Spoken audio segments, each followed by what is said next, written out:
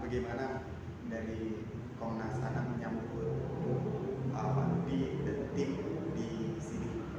Iya, kalau Komnas Anak memang lembaga yang fokus terhadap upaya perlindungan anak, sehingga kita terbuka untuk siapapun melakukan pelaporan di sini. Nah, hari ini kita menerima Pak Dudi dengan tim kuasa hukumnya untuk mengajukan membuat laporan terkait dengan kekerasan terhadap anak yang dialami oleh anaknya Pak Dudi yang terjadi di lingkungan sekolah, gitu kan. Nah, cuman memang kita menariknya dari laporan yang kita terima, bukti-bukti sama keterangan dari pemeriksaan anaknya, memang menjadi menarik perkaranya itu adalah keterlibatan banyak orang dewasa di dalamnya. Nah, yang memang sebenarnya sudah juga dilaporkan Pak Dudi di Polres Sukabumi ya. Jadi nanti Komnas Anak Perlindungan Anak tadi sudah menyampaikan bahwa kita akan membantu, mendukung terkait dengan penyelesaian permasalahan kekerasan terhadap anak ini. Karena memang saya kira tidak boleh ada satu dua pihak manapun yang merasa bisa melakukan kekerasan terhadap anak dan itu tidak ada upaya hukum terhadap dirinya, gitu kan. Jadi itu ya satu. Jadi kita akan nanti koordinasikan dengan pihak Mabes Polri dan juga pihak Polres Sukabumi, gitu kan, untuk melihat perkembangan penanganan perkaranya. Termasuk juga tadi itu ada pertimbangan dari kita untuk menarik perkaranya ke Mabes Polri saja. Kalau memang penanganan di Sukabuminya terkesan agak sedikit minim progres ya. Nah, tetapi apapun itu kita apresiasi juga nih pada kawan-kawan Polres Sukabumi yang sudah menerima laporannya, sehingga nanti Komnas Perlindungan Anak akan mencoba mendampingi, mendukung tim kuasa hukum dalam upaya penyelesaian permasalahan kekerasan terhadap anak ini, gitu kan. Karena ini dampak anak cukup bahaya juga ya. Nah, ini nanti coba kita lihat, gitu kan. Jadi kami akan dampingin perkaranya dan juga akan dampingin rehabilitasi anaknya. Nah, melalui kawan-kawan tim psikolognya Komnas Perlindungan Anak ya, termasuk juga secara hukum kita mencoba mempertimbangkan untuk apakah kasus ini tetap di Polres Sukabumi atau akan kita tarik ke pelaporannya ke Mabes Polri. Nah, ini saya kira yang perlu kita sampaikan sehingga nanti mudah-mudahan ada titik terang dalam kasus kekerasan terhadap anak ini, gitu kan. Karena kan sudah ada putusan juga ya terhadap pelaku anaknya ya. Nah, sehingga pelaku-pelaku dewasa juga harus tetap tetap dilakukan upaya hukum, diproses secara hukumnya. Nah, konteks ini menjadi penting. Kenapa? Karena memang pemerintah saat ini sedang fokus terhadap upaya perlindungan anak. Nah, jadi ya harus ada upaya bersama dari semua stakeholder untuk melakukan upaya perlindungan anak, gitu kan. Termasuk juga bagi pihak-pihak yang mengetahui pun harus ikut membantu menyampaikan kebenarannya. Jangan sampai nanti ada orang-orang yang menutupin tentang kebenaran ini. Nah, saya kira ini menjadi penting. Bahkan tahu tapi tidak berbuat saja pun menjadi pidana dalam konteks perlindungan anak kan. Nah, jadi Komnas Perlindungan Anak akan mendampingi nanti ya, membantu, mendukung, mendampingi Pak Dudi bersama dengan tim kuasa hukumnya untuk penyelesaian masalah ini. Oke Pak, akhir-akhir ini jadi semakin banyak ya maksudnya perundungan kepada anak ketika di sekolah. Nah, dari Komnas sendiri apakah kasus seperti ini banyak yang masuk atau bagaimana? Memang agak meningkat ya data pelaporan terhadap kasus bullying ya, perundungan di lingkungan sekolah ini, gitu kan, baik yang dilakukan oleh sesama pelajar, sesama anak, ataupun ada juga yang dilaporkan perundungan itu dilakukan oleh orang dewasa dalam lingkungan sekolahnya, apakah itu guru, apakah itu kepala sekolah, apakah itu penjaga sekolah dan lain sebagainya. Ada juga pelaporannya, gitu kan. Nah, tetapi memang Komnas Perlindungan Anak juga kita juga aktif kok menyampaikan sosialisasi tentang anti bullying di lingkungan sekolah. Kenapa? Karena memang begini, sekolah itu harus paham dua hal selain pendidikan yang mengajar dilakukan ya. Satu adalah bahwa Undang-Undang Sistem Pendidikan Nasional itu mengamanatkan kepada sekolah untuk bertanggung jawab terhadap keselamatan anak di dalam lingkungan sekolah, khususnya dalam waktu proses pembelajaran, gitu kan. Nah, jadi Undang-Undang Pendidikan Nasional nih yang mengamanatkan sekolah bertanggung jawab untuk itu, gitu kan. Nah, yang kedua bahwa Undang-Undang Perlindungan Anak Kalau untuk mengatur kekerasan sudah pastilah, gitu kan. Tetapi harus ada satu hal yang dipahami, bahwa Undang-Undang Perlindungan Anak itu menyampaikan setiap orang yang mengetahui dan membiarkan anak dalam situasi darurat tidak melakukan sesuatu juga dipidana 3 tahun 6 bulan. Artinya apa? Kalau pihak sekolah tahu tapi membiarkan, itu juga menjadi tindak pidana. Pihak sekolah tahu apalagi pada akhirnya mendukung atau ikut serta menyembunyikan, ini juga pidana. Nah, jadi ya ini bagi sekolah juga akan menjadi harus paham ini ya, sehingga sekolah-sekolah ini bisa melakukan mekanisme anti bully di sekolahnya, dan kalau terjadi mereka harus menjadi pihak yang turut serta mengatasi situasinya. Nah, bukan turut serta melindungi pada akhirnya atau menutup-nutupin, tidak boleh ini, gitu kan. Nah, jadi ini yang masalah umum ya, yang dilaporkan kita ini banyak begitu. Jadi sekolah juga akhirnya cenderung menutup-nutupin apakah itu atas nama baik sekolah dan sekolah, itu nggak paham lah ya. Tetapi nggak boleh harusnya, gitu kan. Nah, untuk kasusnya Pak Dudi dan anaknya menjadi korban, ya kita akan mendorong nanti semua pihak yang memiliki peran terhadap terjadinya kekerasan terhadap anak di lingkungannya, terhadap kekerasan terhadap anaknya Pak Dudi, akan bertanggung jawab terhadap perannya masing-masing. Nah, Pihak sekolahnya juga berarti. ya kalau memang pihak sekolah terbukti nanti pada akhirnya membiarkan gitu. turut serta atau membiarkan, untuk kan jadi pidana juga bagi mereka ya. Nah, tetapi kan apakah bersalah atau tidak itu bukan Komnas Perlindungan Anak yang memutuskan. Ya. Ada pengadilan yang memutuskan nanti, gitu kan. Makanya ini juga menjadi diskusi tadi kami dengan tim kuasa hukum. Tetapi yang kami akan pastikan adalah bahwa Komnas Perlindungan Anak bersama dengan tim kuasa hukumnya, Pak Dudi, akan mendorong kepolisian untuk segera menyelesaikan perkaranya dan meminta semua pihak yang turut serta atau punya andil dalam permasalahan kekerasan terhadap anak ini bertanggung jawab terhadap perannya masing-masing. Oke, dari Komnas sendiri apakah ada keinginan untuk mendatangi pihak sekolah atau bagaimana? Saya kira ini kan sudah masuk ranah kepolisian ya, sudah dilaporkan ya. Jadi Komnas Perlindungan Anak merasa ya kalau pihak sekolah mau menyampaikan, nanti sampaikan aja di kantor kepolisian ya. Enggak, takutnya hal itu terjadi pada siswa lain atau bagaimana, Pak? Kita belum tahu, belum ada rencana mau ke sekolahnya atau tidak. Tetapi yang pasti kita akan mendorong proses hukumnya untuk terbuka secara transparansi ya, dan diselesaikan secara profesional. Itu yang akan kita pastikan. Termasuk juga tadi ada diskusi terkait dengan pendekatan hukum perdata juga di dalamnya, gitu kan. Nah, tapi ya apapun itu nanti kan tim kuasa hukum lah kalau itu ya, karena itu masih dalam tahapan diskusi, masih dalam tahapan gagasannya. Bang Udi sendiri memutuskan untuk akhirnya datang ke Komnas Anak ini seperti apa sih, Bang? Ya, karena kasus ini jelas berkaitan erat dengan anak, ya. Anak yang kehilangan hak-haknya di sekolah itu tidak mendapatkan perlindungan. Bahkan bukan klien saya, tapi sudah ada beberapa sebelumnya. Oleh karena itu saya minta dukungan Komnas Anak agar memberikan rekomendasi kan kepada dalam proses ini agar dapat selesai dengan cepat. Apalagi ya tadi saya katakan sudah beberapa kali.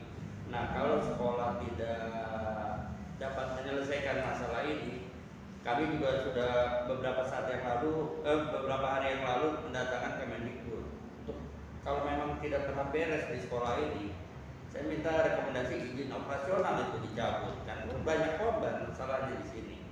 Terus yang paling perlu diperhatikan adalah masalah Kamtibmas. Ya, saya berharap minta perhatian juga nih dari Polda Jawa Barat maupun Mabes Polri, karena hal masalah ini dibawa-bawa ke masalah SARA. Karena seolah itu mengarah pada agama tertentu dan pelakunya adalah etnis tertentu yang akhirnya dibawa-bawa ke arah SARA. Nah, sebelum itu terjadi, makanya saya berharap ada perhatian khusus dari Polda Jawa Barat maupun dari Mabes Polri. Oke, Bang Udi sebagai kuasa hukum sendiri gitu. Maksudnya sekolah itu kan harusnya tempat di mana kita mempercayakan seorang anak dari tanggung jawab kita di rumah, di Betul. sekolah gitu kan. Otomatis kita percaya 100%. Tapi kejadiannya seperti ini. Apakah ini dalam proses hukumnya sendiri Bang Udi akan tetap menuntut pihak sekolah atau seseorang yang ikut campur di dalamnya itu? Ya pasti, secara pidana maupun perdata saya akan lakukan proses itu. Apalagi klien saya itu mempercayakan ketiga anaknya sekolah di sana. Ternyata sekolah di sana tidak sesuai dengan harapan. Seharusnya anak yang sekolah di sana, tanggung jawab di sekolah kan adalah tanggung jawab sekolah nih kalau anak ke sekolah. Kalau di rumah ya orang tuanya, kalau di sekolah ya pihak sekolah. Nah, kejadian yang sangat mengkhawatirkan ini adalah terjadi di sekolah, sehingga klien kami anaknya cacat tetap, tangannya patah, dan berbagai macam lagi.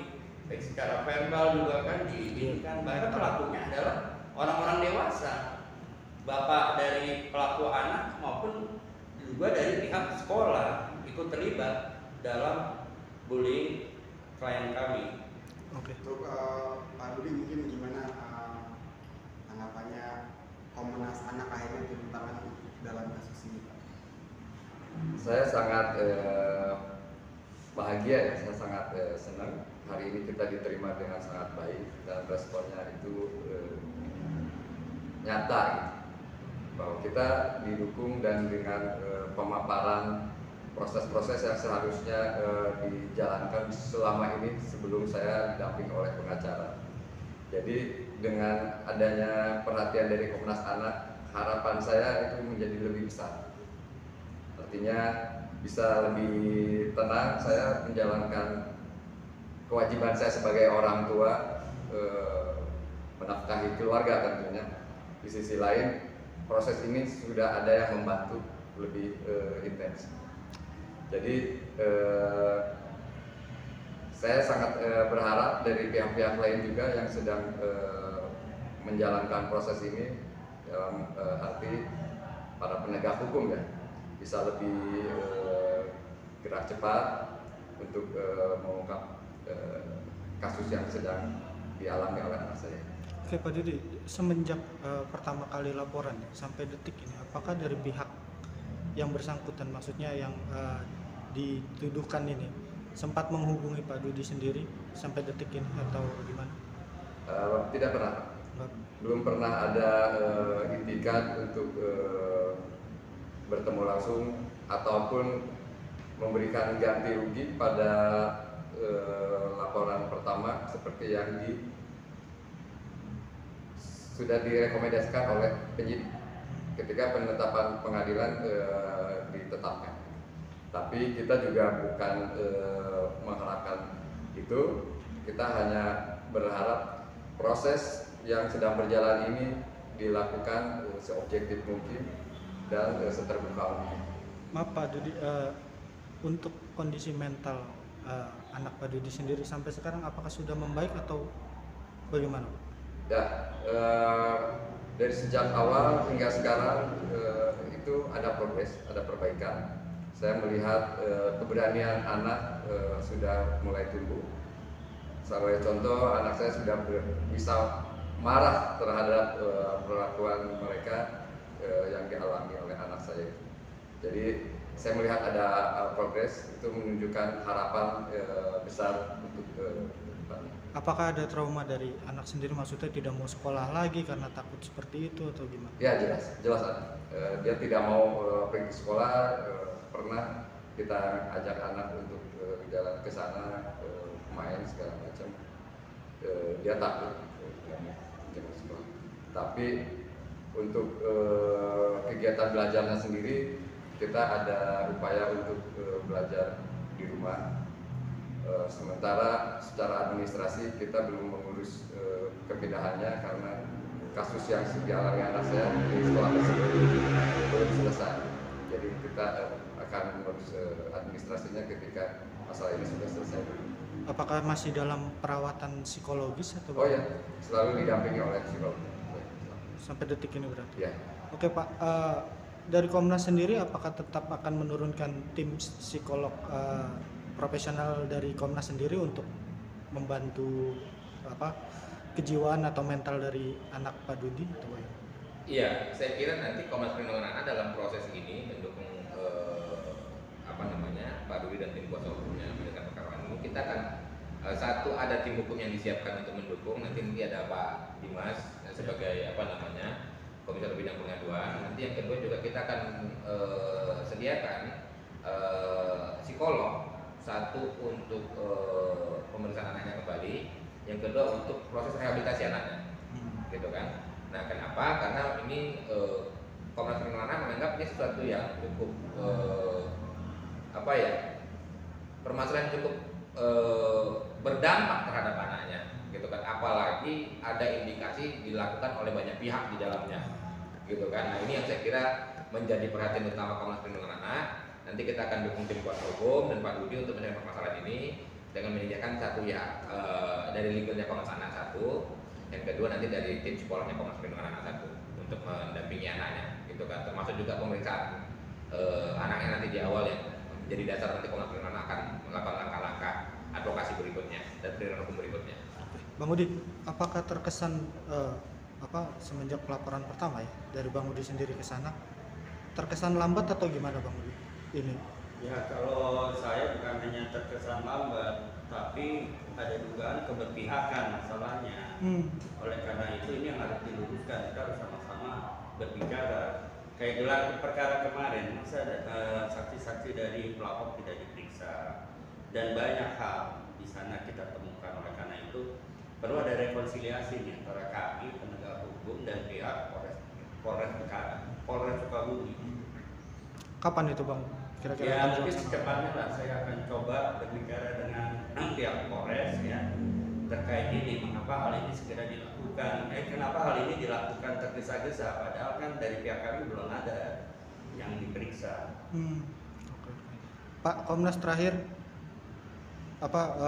mungkin pesan Bapak untuk para orang tua di luar menjaga bagaimana supaya kasus bullying ini tidak terjadi gitu di lingkungan sekolah.